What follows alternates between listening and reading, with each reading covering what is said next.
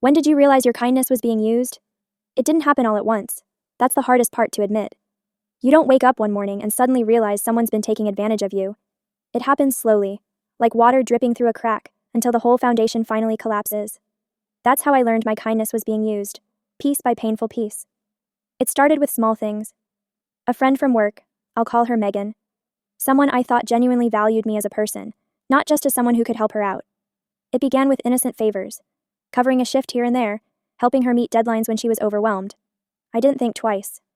That's what friends do, right? You help, you show up, you go the extra mile because you care. But then, it became more than that.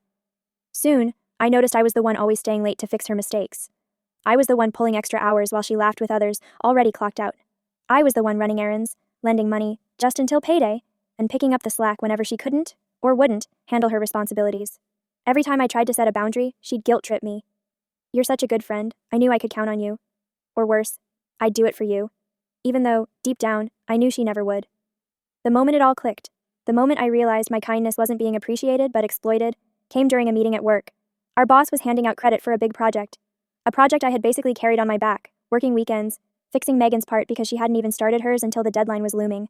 And when the praise came, Megan smiled and said, "Oh, it was really a team effort. I couldn't have done it without everyone's support." She didn't mention my name. She didn't thank me. She didn't even look at me. And in that moment, something inside me shifted. I realized she never saw me as a friend.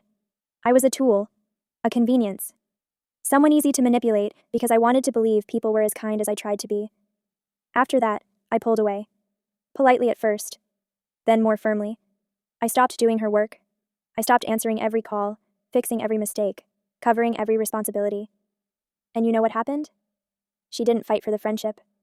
She didn't ask why I changed. She simply moved on to someone else who hadn't learned the lesson I just had. That's when I understood. People like her don't want friends. They want people who say yes without question. So when did I realize my kindness was being used? The day I stopped giving it, and she stopped calling.